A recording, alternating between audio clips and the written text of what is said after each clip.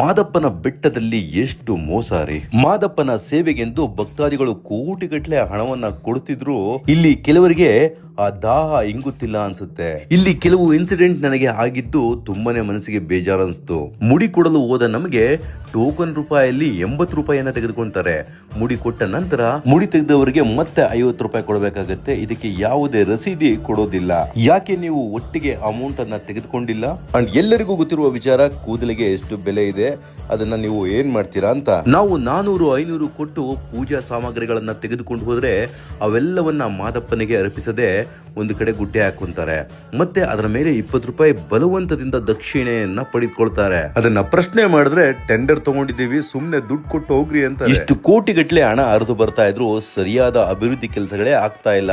ಶುಚಿತ್ವದ ಕಡೆ ಗಮನವೇ ಕೊಟ್ಟಿಲ್ಲ ಇವರು. ಕಲ್ಯಾಣಿಯಿಂದ ಕೆಳಗೆ ಸ್ನಾನ ಮಾಡ್ತಿರುವವರಿಗೆ ತಾವು ಯಾವ ನೀರಿನಿಂದ ಸ್ನಾನ ಮಾಡ್ತಾ ಇದ್ದೀರಿ ಅನ್ನೋ ಅರಿವೇ ಇರುವುದಿಲ್ಲ. ದೇವರ ದರ್ಶನಕ್ಕೆಂದು ಸರದಿ ಸಾಲಿನಲ್ಲಿ ನೀವು ನಿಂತ್ಕೊಂಡ್ರೆ ಅಲ್ಲಿ ಒಂದಷ್ಟು ಮೂಲಭೂತ ಕೊರತೆಗಳಿವೆ. ಮೊದಲನೇದಾಗಿ ಕುಡಿಯಲು ನೀರು ಸಿಗೋದಿಲ್ಲ. ಎರಡನೇದಾಗಿ ಈ ಸಾಲಿನಲ್ಲಿ ಸಿಕ್ಕಿ ಹಾಕೊಂಡ್ಮೇಲೆ ಏನಾದ್ರೂ ಹೆಚ್ಚು ಕಮ್ಮಿ ಆಯ್ತಂದ್ರೆ ಎಮರ್ಜೆನ್ಸಿ ಎಕ್ಸಿಟ್ ಕೂಡ ಇಲ್ಲ ಇಲ್ಲಿ. ಸರ್, ಇಲ್ಲಿ ಸಮಸ್ಯೆ ಆಗಿದೆ ಅಂತ ಕೇಳಲಿಕ್ಕೆ ಕೂಡ ಒಂದು ಸಿಬ್ಬಂದಿ ವರ್ಗ ಕೂಡ ಇರೋದಿಲ್ಲ ಇಲ್ಲಿ. ದೇವಸ್ಥಾನದ ಒಳಗೆ ಬಂದಾಗ ಕೂಡ ನೋಡಿ, ನೀರ್ ಕೂಡ ಬರ್ತಾ ಇಲ್ಲ.